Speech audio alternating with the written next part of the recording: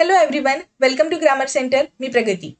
S P Bakshi यांच्या पुस्तकातला second chapter change the voice हा आपण बघत आहे. आधी आपण जे काही रूल्स आहेत ते बघितलेले आहेत. त्याचबरोबर आज आपण जे रूल्स बघणार आहे हे खूप महत्त्वाचे आहेत.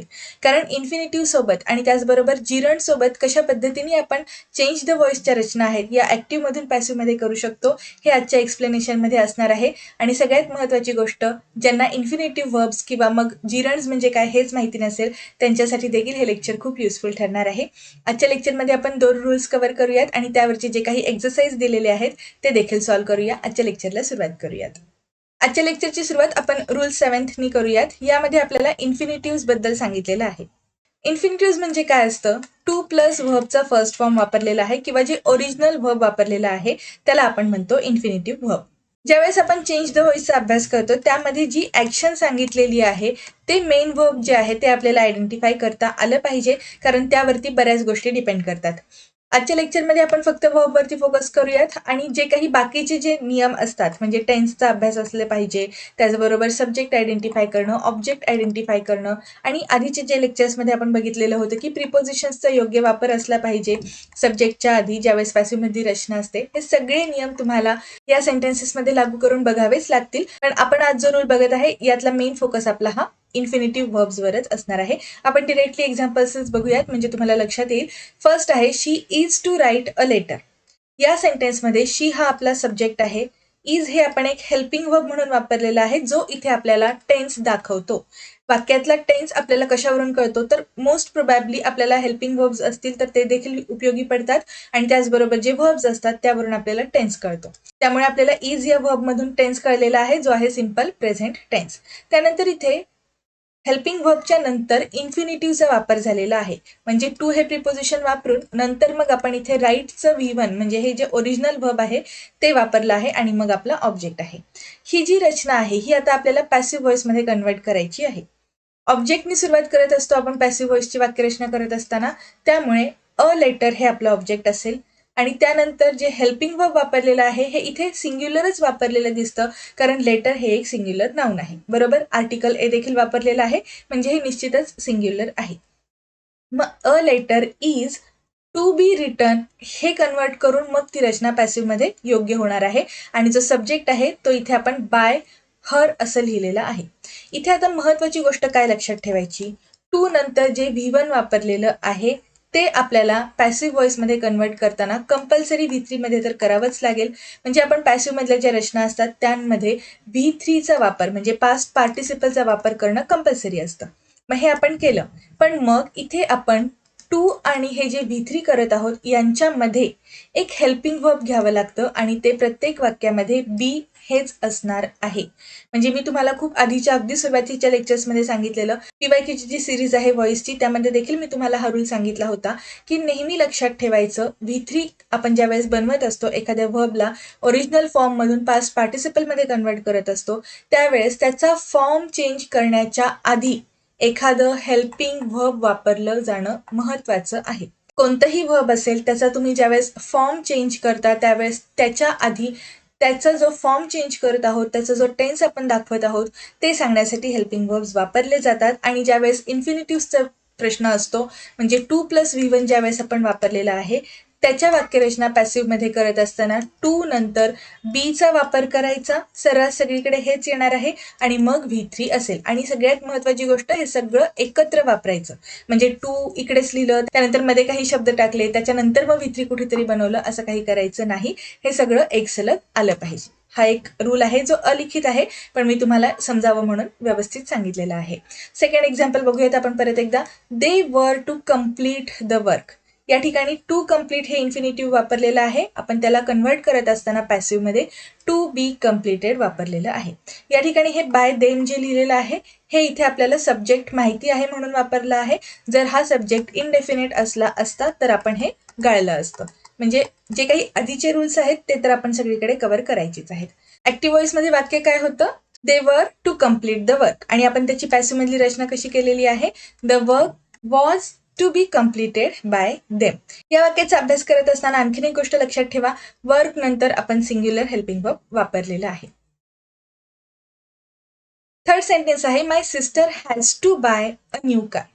या ठिकाणी आपण हॅज टू हे मोडाल वापरून मग बाय वापरलेलं आहे. Actually have to, has to म्हणजे एखादी गोष्ट करणं कंपल्सरी आहे, ऑब्लिगेशन आहे अशा अर्थाने वापरलेलं असतं. आणि हे जे सेंटेन्स आहे my sister has to buy a new car, याचं आपण ज्यावेळेस पॅसिव्हमध्ये कन्व्हर्जन करणार त्यावेळेस व्हर्ब्समध्ये कसा बदल केलेला आहे ते बघा. हॅज आपण वाक्यात कायम ठेवलं कारण हा जो ऑब्जेक्ट आहे हा आपला सिंग्युलर आहे म्हणून इथे हॅजचाच वापर झाला. इथे जर प्लुरल असलं असतं तर आपण हॅव वापरलं असतं आणि म्हणून आपण इथे a new car has to be bought by my sister असं हे वाक्य पूर्ण होईल. आपण ज्यावेळेस हे जे इन्फिनिटिव्ह आहेत यांचा अभ्यास करतो म्हणजे 2+V1 ज्यावेळेस आपण एक ऍक्टिव्ह व्हॉइस मध्ये वापरलेलं आहे ते पॅसिव्ह मध्ये करत असताना टू नंतर बीचा वापर करून V3 करतो. मग तुम्हाला इन्फिनिटिव्हचा रूल लक्षात ठेवण्यासाठी किंवा तुम्हाला या गोष्टीचा अभ्यास होण्यासाठी कशावर फोकस करायचा आहे, व्हर्बच्या थर्ड फॉर्मवर. म्हणजे आता एक काम करायचं, जे जे असे इंटरेस्टिंग व्हर्ब्स आहेत ज्यांचं V1, V2 आणि V3 वेगळं वेगळं आहे हे तुम्ही व्यवस्थित अभ्यासून घ्यायचे. असे जे व्हर्ब्स तुम्हाला माहिती असतील त्यांचं मला तुम्ही आन्सर कमेंट बॉक्समध्ये सांगा. म्हणजे तुम्हाला जे व्हर्ब्स माहिती आहेत की जे V1, V2 आणि V3 मध्ये डिफरंट असतात, त्याचे फॉर्म्स वेगवेगळे असतात, ते तुम्ही मला कमेंट्समध्ये कळवा. फुल सेंटेन्स काय आहे ते बघूयात. There is nothing to lose म्हणजे माझ्याकडे हरण्यासारखं काहीच नाही. इथे टू लूज आपण हे इन्फिनिटिव्ह वापरलेलं आहे आणि त्याचं कन्व्हर्जन करत असताना आपण टू बी लॉस्ट असं करू शकतो. There is nothing to lose, मग याची पॅसिव्ह मधली रचना काय आहे, there is nothing to be lost. Fifth sentence आहे I would like someone to help me. इथे आपण जो फोकस करत आहे हा सगळा इन्फिनिटिव्ह वरच असणार आहे, त्यामुळे इथे जे टू बी हेल्प्ड आहे ते देखील आपण योग्य वापरलेलं आहे हे कळतं. हे जे स्ट्रक्चर मी आता तुम्हाला सांगितलेलं आहे हे सगळीकडे फॉलो होतं का एवढंच आपल्याला बघायचं आहे. I would like someone to help me या वाक्याला आपण पॅसिव्ह मध्ये कसं करणार, I would like to be helped. या ठिकाणी आपण समवन हा जो कर्ता वापरलेला आहे पहिल्या वाक्यात ऍक्टिव्ह व्हॉइस मध्ये तो गाळलेला आहे कारण तो आहे इनडेफिनेट. बरोबर, आपल्याला माहिती नाही की नक्की कोणी हे माहिती नाहीये. सो समबडी, समवन असे जे शब्द असतात हे आपण इनडेफिनेट सब्जेक्टमध्ये कन्सिडर करतो आणि ते पॅसिव्हमध्ये गाळले तरी देखील चालतात. नेक्स्ट एक्झाम्पल आहे I am not to blame for the loss. आता तुम्हाला मेन वर्ब्स आयडेंटिफाय करता जरी नाही आले तरी इन्फिनिटिव्हसाठी एक गोष्ट लक्षात ठेवायची, ती म्हणजे 2+V1 जे दिलेलं आहे तिथे आपल्याला जी स्ट्रक्चर्समध्ये चेंजेस करायचे आहेत ते पॅसिव्हमध्ये करत असताना टू बी V3 हे करायचं आहे. 2+V1 टू बी V3 हे असं लक्षातच ठेवा. आता इथे टू ब्लेम लिहिलेलं आहे, मग आपण हे टू बी ब्लेम्ड म्हणून वापरलेलं आहे का हे कळायचं. तुम्हाला ज्यावेळेस 4 ऑप्शन्स दिलेले असतात त्यावेळेस तुम्ही अशा पद्धतीने स्मार्ट ट्रिक्स वापरू शकता आणि तुमचं जे काही आन्सर ऑप्शन एलिमिनेट करण्याचे जे काही पर्याय आहेत ते तुम्ही चांगल्या पद्धतीने सिलेक्ट करू शकता. I am not to blame for the loss या वाक्याला आपण कन्वर्ट करूयात, I am not to be blamed for the loss. Passive sense आहे या वाक्यामध्ये ज्यामध्ये आपल्याला रिस्पॉन्सिबिलिटी आहे हे दिसत आहे. म्हणजे आपण I am responsible for something असं ज्यावेळेस आपण या सेन्सनी बोलत आहे त्यावेळेस आपण इथे हे वाक्य पॅसिव्हमध्ये केलेलं आहे. आपण हा जो 8th रूल आहे तो पण आधी बघून घेऊयात आणि दोन्हीचे एक्सरसाइज एकत्र सोडवूयात. या रूलमध्ये आपण पार्टिसिपल्स किंवा जिरण बद्दल बोलणार आहे. शक्यतो व्हर्बचं जे 4th फॉर्म आहे त्याला आपण पार्टिसिपल किंवा जिरण म्हणतो. याला ऍक्च्युली प्रेझेंट पार्टिसिपल म्हणत असतात आणि V3 ला आपण पास्ट पार्टिसिपल म्हणतो. V4 ज्यावेळेस आपण वाक्यात वापरलेलं असतं त्यावेळेस आपण मेन व्हर्बला ING फॉर्म मध्ये कन्वर्ट केलेलं असतं. म्हणजे जे व्हर्ब आहे त्याला आपण ING फॉर्म मध्ये वापरलं तर ते झालं V4. जर ते वाक्यामध्ये व्हर्बचं काम करत असेल तर त्याला म्हणायचं प्रेझेंट पार्टिसिपल किंवा फक्त पार्टिसिपल. कृदंत असा एक मराठीत शब्द आहे. आणि जिरण जे असतं हे नक्कीच व्हर्बच्या ING फॉर्म मध्ये असतं, पण ते तिथे व्हर्ब म्हणून फंक्शन करत नाही. म्हणजे वाक्यामध्ये जर हा शब्द वापरला गेला असेल तर तो तिथे एका व्हर्बचं काम करत नाहीये, तो तिथे एकतर नाऊनचं काम करू शकतो किंवा ऍडजेक्टिव्हचं काम करू शकतो. जिरण्स बद्दल मी माझे डेली एक्सप्लेनेशनचे सिरीजचे जे लेक्चर आहेत त्यामध्ये खूप डिटेलमध्ये समजवलेलं आहे की आपण जे काही जिरण वापरलेलं आहे हे नक्की व्हर्ब म्हणून काम करतं का नाऊन म्हणून की ऍडजेक्टिव्ह म्हणून. तुम्ही एकदा ते लेक्चर बघून घ्या, चॅनलवरती प्लेलिस्ट आहेत तिथे तुम्ही सगळे व्हिडिओज बघू शकता. आणि या दोन्ही पद्धतीने जर एखादा शब्द आपण ऍक्टिव्ह व्हॉइसमध्ये वापरला असेल तर त्याच्या पॅसिव्हच्या रचना करत असताना आपल्याला थोड्या वेगळ्या पद्धतीने कराव्या लागतात. पहिलं वाक्य वाचूयात म्हणजे तुम्हाला जास्त लक्षात येईल. I remember my mother taking me to doctor असं हे वाक्य आहे. हे वाक्य ज्यावेळेस आपण ऍक्टिव्ह मधून पॅसिव्ह मध्ये कन्वर्ट करतो त्यावेळेस I remember being taken to doctor by my mother असं हे वाक्य आहे. या ठिकाणी टेकिंग हे V4 वापरलं आपण आणि आपल्याला पॅसिव्हच्या रचना करत असताना कंपल्सरी V3च वापरावं लागतं. हे आपण आता बऱ्याच वेळा बघितलेलं आहे. आतापर्यंत आपण जे काही शिकलेलो आहोत त्यामध्ये सगळ्यात महत्त्वाचा रूल आहे की पॅसिव्हच्या वाक्यांमध्ये म्हणजे पॅसिव्ह व्हॉइसमध्ये जर एखादी वाक्यरचना असेल तर तिथे वर्बच्या थर्ड फॉर्मचाच वापर होतो. मग आता हे V4 आहे, आपल्याला V3 वापरायचं आहे. मग याचा फॉर्म चेंज करत असताना आपल्याला परत एकदा हेल्पिंग व्हर्बची गरज पडेल. त्यामुळे आपण अशा ठिकाणी V4 वापरलेला असताना म्हणजेच ते जे ING आहे हे बी नंतर वापरूयात आणि मग V3चा वापर करू. म्हणजे हे वाक्य आपण कसं करणार आहे, I remember being taken to doctor by my mother. या वाक्यातलं मेन व्हर्ब टेक हेच असणार आहे, कारण आपल्याला प्रत्यक्ष कृती झालेली दिसत आहे या व्हर्बमध्ये. त्यामुळे आपण या व्हर्बचं V3 मध्ये कन्व्हर्जन केलेलं आहे. आणि जर तुम्हाला लक्षात आलं की आपल्याला पार्टिसिपल्सवरच फोकस करायचा आहे, म्हणजे परीक्षेत आपल्याला ज्यावेळेस काही ऑप्शन्स दिलेले आहेत त्यातलं योग्य कोणतं अयोग्य कोणतं ओळखा हे सांगितलेलं असतं, त्यावेळेस सुरुवातीला तुम्ही डायरेक्ट व्हर्ब्सवर फोकस केलं तरीही चालेल. मी माझ्या या लेक्चर सिरीजला सुरुवात केल्यापासून सांगत आहे की तुम्ही व्हर्ब्सवरती फोकस करा, म्हणजे तुम्हाला पॅसिव्ह आणि ऍक्टिव्ह मधल्या ज्या काही रचना आहेत या व्यवस्थित सोडवता येतील. आता आपण हे जे एक्झाम्पल बघितलं यामध्ये आपण V3चा वापर केलेला आहे आणि हे जे टेकिंग होतं फर्स्ट सेंटेन्समध्ये ऍक्टिव्ह व्हॉइसमध्ये त्याच्या ऐवजी आपण टेकन वापरलं आणि तो जो ING फॉर्म होता तो आपण जे काही वाक्य आहे त्याचा टेन्स बदलू द्यायचा नाहीये, त्याचा अर्थ बदलू द्यायचा नाहीये, म्हणून ते कायम ठेवण्यासाठी एक हेल्पिंग वर्ब वापरून आपण त्याला V4 मध्ये कन्वर्ट केलं. त्यामुळे ही वाक्यरचना I remember being taken to doctor by my mother अशी झालेली आहे. आणखीन एक एक्झाम्पल बघूयात. I found his friends laughing at him. What I found, actually action कशात झालेली आहे, लाफिंग या व्हर्बमध्ये. म्हणून या व्हर्बला हे जे V4 वापरलेलं आहे हे मात्र आता आपल्याला करायचं आहे V3 मध्ये कन्वर्ट. त्यामुळे आपण इथे लाफ्ड हे V3 वापरलं. मग हे जे ING फॉर्म आहे हे याचा अर्थ बदलू नये, टेन्स बदलू नये, या गोष्टींसाठी ING फॉर्म कायम ठेवायचा आहे वाक्यात. तर तो आपण काय केला, बी या हेल्पिंग व्हर्बला जोडला, म्हणजे बी या व्हर्बचं आपण V4 बनवलं आणि मग त्यानंतर हे मेन व्हर्ब V3 मध्ये वापरलेलं आहे. हे वाक्य काय आहे, I found his friends laughing at him. ही झाली ऍक्टिव्ह व्हॉइस मधली वाक्यरचना. आता ते पॅसिव्ह मध्ये करत असताना आपण काय करूयात, I found him being laughed at by his friends. इथे ही जी ॲटची पोझिशन आहे ही लक्षात ठेवा, कारण लिसन टू, लाफ, ॲट हे जे फ्रेझल वर्ब्स आहेत हे तुम्हाला योग्य पद्धतीने एकत्र वापरता आले पाहिजेत. मग याचा फॉर्म कोणताही असला तरी, म्हणजे याचा V3 फॉर्म केला म्हणून ह्याच्या सोबत येणारं जे प्रिपोजिशन आहे हे आपल्याला वाक्यामध्ये मिसप्लेस होता कामा नाहीये. म्हणजे हे कुठेतरी वेगळीकडेच लिहिलं किंवा आपण ते ड्रॉपच केलं असं करायचं नाही. म्हणजे हा रूल आपण जरी फक्त पार्टिसिपल्स किंवा जिरंट्स बद्दल बघत असू तरी देखील मी तुम्हाला एक्स्ट्रा इन्फॉर्मेशन सांगत आहे, ही सुद्धा तुम्ही तुमच्या नोट्समध्ये लिहून ठेवा. या पुस्तकात दिलेली एक्सरसाइज C सॉल्व्ह करूयात आता आपण. एक्सरसाइज C मध्ये प्रत्येक रूल नंतर वेगवेगळे प्रॅक्टिस क्वेश्चन्स दिलेले दिसतात आणि जो अभ्यास आपण केलेला आहे त्यावरचे लगेचच सगळे प्रॅक्टिस क्वेश्चन्स आतापर्यंत आपण सोडवले. याच पद्धतीने हे जे दोन्ही रूल्स आपण बघितले त्यांचा पण आपण प्रॅक्टिस क्वेश्चन्सचा अभ्यास करूयात. फर्स्ट सेंटेन्स दिलेला आहे, Arnav is to help his sister. या ठिकाणी टू हेल्प हे आपलं इन्फिनिटिव्ह वापरलेलं आहे. ठीक आहे, त्यामुळे आपल्याला इन्फिनिटिव्हचा जो रूल आहे तो इथे फॉलो करावा लागेल.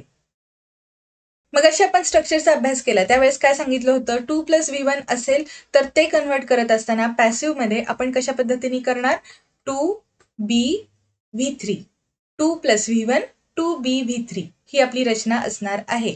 मग आता इथे आपण काय करणार आहे, जो ऑब्जेक्ट आहे तो सुरुवातीला लिहिणार. आता या वाक्यात आणखीन एक गोष्ट थोडीशी सेन्सनी आपल्याला काम करावं लागेल. हिज सिस्टर म्हणजे कोणाची सिस्टर, अर्णवची सिस्टर. त्यामुळे आपला जो ऑब्जेक्ट आहे तो व्यवस्थित आयडेंटिफाय करायचा आणि तो जरा चांगल्या पद्धतीने लिहिला, थोडंसं सेन्सिबल वाक्य बनवलं तर ते जरा बेटर असतं. त्यामुळे तुम्ही फक्त हिज सिस्टर लिहिण्याच्या ऐवजी अर्णव्स सिस्टर लिहिलं तर ते जास्त योग्य ठरेल.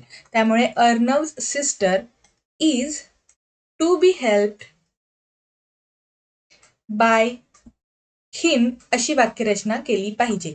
His sister is to be helped by Arnav असं म्हणण्यापेक्षा इथे आपल्याला कोणाची बहीण हे लक्षात येत नाही, त्यामुळे इथे Arnav's sister is to be helped by him यावरून आपण वाक्य जास्त अर्थपूर्ण बनवतो. तुम्ही अगदी टेक्निकली जर हे वाक्य अर्णव्स सिस्टरच्या ऐवजी हिज सिस्टर वापरून आणि मग इथे सब्जेक्टमध्ये बाय अर्णव वापरून केलं तर ते ग्रॅमॅटिकली टेक्निकली चुकणार नाहीये. पण आपण व्हॉइस हे फक्त काही स्ट्रक्चर्समध्ये मॅथ्स सोडवल्यासारखं करत नाहीये, आपल्याला वाक्य सुद्धा अर्थपूर्ण बनवायचं आहे. त्यामुळे आपल्याला हा बदल इथे करणं अपेक्षित आहे. सेकंड सेंटेन्स आहे, शौर्य हॅज टू डिस्ट्रीब्यूट स्वीट्स. या ठिकाणी टू डिस्ट्रीब्यूट इन्फिनिटिव्ह आहे, त्याचं आपल्याला कन्वर्जन करायचं आहे. आपला ऑब्जेक्ट काय आहे? स्वीट्स. आणि हे जे स्वीट्स आहे हे आपलं प्लुरल नाउन आहे, त्यामुळे आपण इथे हॅवचा वापर करूयात. Sweets have to be distributed by Shaurya. हे वाक्य असं बरोबर असणार आहे. इथे हॅवचा बदल करायचा होता, हे सुद्धा थोडंसं लक्षात ठेवा. थर्ड सेंटेन्स बघूयात आपण. They saw the police chasing a terrorist. या वाक्यातला आपला जो ऑब्जेक्ट आहे अ टेररिस्ट, तो आपण सुरुवातीला लिहू शकतो. A terrorist was seen being chased. हे असं वाक्य असणार आहे. फक्त आपल्याला हे जे वर्ब्स आहेत हे योग्य पद्धतीने वापरले गेले आहेत का नाही ते देखील कळणं गरजेचं आहे. इथे आपण अ टेररिस्ट हे ऑब्जेक्ट वापरून वाक्याची सुरुवात केलेली आहे आणि हे सिंग्युलर आहे, म्हणून इथे सिंग्युलर हेल्पिंग वर्बचा वापर आहे. A terrorist was seen being chased by the police असं हे वाक्य होईल. इथे जे सी क्रियापद आहे, म्हणजे इथे आपण जो हा सॉ शब्द वापरलेला आहे, हा देखील आपल्याला इथे वापरताना योग्य पद्धतीने वापरावा लागेल. म्हणजे आपण ऍक्च्युली हेल्पिंग वर्ब नंतर हे जे V3 वापरलेलं आहे, इथे देखील एकदा कन्वर्जन केलेलं आहे आणि त्याचबरोबर बीइंग चेस्ट मध्ये देखील आपण कन्वर्ट केलेलं आहे. वाक्यात दोन्हीही जी क्रिया झालेल्या आहेत या आपल्याला ऍक्शन दाखवतात, म्हणून दोन्ही कृतींचं वर्बचं थर्ड फॉर्म मध्ये कन्वर्ट होणं गरजेचं आहे. फक्त एकच वर्ब बदललं असं इथे चालणार नाही. दोन्ही वर्ब्सचा वापर आपल्याला योग्य पद्धतीने केला पाहिजे. ही गोष्ट खूप महत्वाची आहे, लक्षात ठेवा. अशाच पद्धतीचं एक एक्झाम्पल आलं होतं आपल्याला MPSCला. त्यावेळेस आपण हे बघितलं होतं की ज्यावेळेस दोन वर्ब्स वाक्यात दिलेले असतात त्यावेळेस दोन्हीमध्ये जर ऍक्शन झालेली असेल तर आपल्याला ते दोन्ही सुद्धा पॅसिव्ह मध्ये कन्वर्ट करत असताना योग्य हेल्पिंग वर्बचा वापर करून मग V3 मध्ये वापरलं असलं पाहिजे. हे जे वाक्य आहे हे आपण वेगळ्या पद्धतीने सुद्धा लिहू शकतो. जर आपण असं वाक्य बनवलं, the police were seen chasing a terrorist, तर ते देखील बरोबरच असणार आहे. कारण यामध्ये आपण जे मेन वर्ब आहे, जी ऍक्शन आहे, ती इथे पॅसिव्ह मध्ये कन्वर्ट केलेली आहे. पण आपण इथे वाक्याची सुरुवात सब्जेक्टनीच केलेली आहे. जर वाक्याची सुरुवात तुम्ही जो ऑब्जेक्ट आहे त्याला करत असाल, त्यांनी सुरुवात करत असाल, तर तुम्हाला इथे दोन्ही पद्धतीने चेंजेस करावे लागतील. म्हणजे दोन्ही वर्ब्सचे आपल्याला V3 वापरायचे आणि त्यांच्या आधी योग्य हेल्पिंग वर्ब वापरायचा. सब्जेक्टनी जर आपण सुरुवात केली असेल तर इथे जे वर सीन लिहिलेलं आहे हे आपण फक्त एका सब्जेक्टसाठी वापरलं आणि हा जो जिरण फॉर्म आहे हा मात्र आपण कन्वर्ट केला नाही. अशी ही वाक्यरचना योग्य असू शकते. त्यामुळे हे जे काही आपण एक्झाम्पल सोडवत असताना एक्स्ट्रा इन्फॉर्मेशन आपल्याला मिळते ते सुद्धा महत्वाचं असतं. फोर्थ एक्झाम्पल आहे, she was to write a book on animals. या ठिकाणी आपण इन्फिनिटिव्ह वर्बचा वापर केलेला आहे. मग आपण सुरुवातच करत असताना इथे असं लिहू शकतो, टू बी रिटन. म्हणजे मेन फोकस कशावर असणार आहे आपला? वर्ब मध्ये चेंजेस केलेले आहेत का. त्यामुळे राईटचं थर्ड फॉर्म रिटर्न असतं. अशा बेसिक गोष्टी पण तुम्हाला माहिती पाहिजेत. हे लेक्चर्स बघत असताना मी तुम्हाला जिथे जिथे सांगत आहे की तुम्हाला या गोष्टी माहिती असल्या पाहिजेत वगैरे, ते तुम्ही स्वतःहून सर्च करण्याचा प्रयत्न करा. कारण त्याशिवाय तुम्हाला जो काही तुम्ही अभ्यास करत आहात तो व्यवस्थित होणार नाही. म्हणजे अभ्यास नेमका कसा करायचा, असे मला बरेच विद्यार्थी विचारत असतात की आम्हाला इंग्लिशची तयारी करायची आहे, वेळ कमी राहिलेला आहे, मग आता आम्ही काय करू. असं ज्यावेळेस तुम्हाला प्रश्न पडतो किंवा मला मुळात अभ्यास नव्याने सुरू करायचा आहे, असं जरी तुमचा काही प्रश्न असेल, अशी शंका असेल, तर तुम्ही सुरुवात करत असताना ज्या बेसिक गोष्टी असतात त्यांच्यावर फोकस करायचा. म्हणजे हे V1 आपण V3 मध्ये कन्वर्ट करायचं आहे, मग ह्याचं V3 फॉर्म नक्की काय आहे हे आपल्याला माहिती असणं गरजेचं आहे. ज्या विद्यार्थ्यांना अगदी काहीच माहिती नाहीये त्यांना देखील या लेक्चर्सचा फायदा होणार आहे. त्यामुळे तुम्ही हे जे लेक्चर्स आहेत हे सगळे एकदा सिक्वेन्सनी बघा, तुम्हाला कॉन्फिडन्स येईल. Back to the question. यामध्ये आपण इन्फिनिटिव्ह वर्ब वापरत असताना त्याचं पॅसिव्ह मध्ये कन्वर्जन करताना हे जे स्ट्रक्चर बनवलेलं आहे टू बी प्लस V3 याच्यावर फोकस करूयात. आणि आपलं जे ऑब्जेक्ट आहे हे या वाक्यातलं थोडंसं मोठं ऑब्जेक्ट आहे, म्हणजे लेंदी ऑब्जेक्ट आहे, तो तुम्हाला व्यवस्थित घेता आला पाहिजे. A book on animals was to be written by her, हे असं वाक्य असेल. आता ॲनिमल्स हा शब्द प्लुरल आहे म्हणून वॉज वापरायचं का वर वापरायचं, इतकं तरी बेसिक तुम्हाला माहिती असावंच लागेल. आपला ऑब्जेक्ट सिंग्युलर आहे म्हणून आपण सिंग्युलर हेल्पिंग वर्ब वापरलं. A book on animals was to be written by her, हे वाक्य बरोबर असेल. आजच्या लेक्चरमधलं शेवटचं सेंटेन्स आहे हे, they found him helping the poor. Helping हे इथे जिरण वापरलेलं आहे आणि या जिरणला आता आपल्याला कन्वर्ट करत असताना योग्य पद्धतीने कन्वर्ट करावं लागेल. मग अशी आपण पोलीस आणि टेररिस्टचं जे एक्झाम्पल बघितलं सेम त्या पद्धतीने दोन्ही पद्धतीने म्हणजे दोन प्रकार होतील या वाक्याचे कन्वर्ट करत असताना पॅसिव्ह मधल्या रचना बघत असताना त्या दोन्ही पद्धतीने आपण बघूयात. सेंटेन्स काय आहे? They found him helping the poor. वाक्यामध्ये आपण ऑब्जेक्ट काय वापरलाय? The poor. बर, द पुअर हा जो ऑब्जेक्ट आपण वापरतोय हा सिंग्युलर आहे का प्ल्युरल? तुम्हाला जर हे माहिती नसेल किंवा हे कसं असतं हे माहिती नसेल तर आपल्या चॅनलवरची जी आर्टिकल्सची सिरीज आहे ही एकदा नक्की बघा. त्यामध्ये मी खूप डिटेलमध्ये छान एक्सप्लेन केलेलं आहे की हे द पुअर आपण प्ल्युरल कसं कन्सिडर करतो. ठीक आहे, त्या लेक्चरची लिंक मी तुम्हाला वरती दिलेलं आहे. द पुअर हे आपण प्ल्युरल कन्सिडर केल्यामुळे इथे आपल्याला प्ल्युरल हेल्पिंग वर्ब वापरावं लागेल. आता हे जे सेंटेन्स आहे हे आपण लिहून घेऊयात पॅसिव्ह मध्ये रचना करत असताना. द पुअर वर found being helped by, आणि हे वाक्य आपण आणखीन एका पद्धतीने लिहू शकतो. He was found helping the poor. यामध्ये आपण कृती कोणी केली हे क्लिअरली सांगितलेलं आहे. He was found helping the poor अशी वाक्यरचना आहे. दोन्ही पद्धतीने जे वाक्य आहे ते बरोबरच असेल. इथे मात्र आपण जिरणला कन्वर्ट केलेलं नाहीये V3 फॉर्मॅटमध्ये. हे जे जिरण आणि पार्टिसिपलचे एक्झाम्पल्स आहेत हे तुम्ही जास्तीत जास्त सोडवण्याचा प्रयत्न करा. त्याचा तुम्हाला येणाऱ्या परीक्षांमध्ये भरपूर फायदा होईल. जसे जसे या चॅप्टरमध्ये दिलेले रूल्स कव्हर होत आहेत तसे ते जास्त इंटरेस्टिंग सुद्धा होत आहेत. म्हणजे आधी आपण बेसिक शिकलो आणि आता आपल्याला अगदी बारकावे सगळे समजत आहेत की ऍक्टिव्ह मधून पॅसिव्ह मध्ये रचना करत असताना कशा पद्धतीने रचना केल्या पाहिजेत. अशाच पद्धतीने इंग्लिश विषयाचा बेसिक पासून ऍडव्हान्स पर्यंत अभ्यास करण्यासाठी ग्रामर सेंटरच्या या युट्यूब चॅनलला तुम्ही एकदा नक्की सबस्क्राईब करा आणि तुमच्या फ्रेंड्स फॅमिली सोबत देखील हे चॅनल जास्तीत जास्त शेअर करा आणि त्यांना देखील आपला चॅनल सबस्क्राईब करायला सांगा. आपल्या या चॅनलवरती SP बक्षी यांची लेक्चर सिरीज आपण चालू केलेली आहे. फर्स्ट चॅप्टर पूर्ण झालेला, सेकंड चॅप्टर आता थोड्या दिवसातच पूर्ण होईल आणि त्याचबरोबर PYQ सिरीज आहे, डेली एक्सप्लेनेशन सिरीज आहे आणि ग्रामरची काही जे महत्त्वाचे टॉपिक्स आहेत ते देखील मी वेगवेगळ्या पार्ट्समध्ये अपलोड केलेले आहेत. सगळे भरपूर मटेरियल या चॅनलवरती तुम्हाला अवेलेबल आहे. जितकं शक्य आहे तेवढा अभ्यास परीक्षेच्या आधी करून घ्या आणि केलेल्या अभ्यासाची रिव्हिजन देखील करा. आपण आता पुढच्या लेक्चरमध्ये भेटूयात. थँक्यू.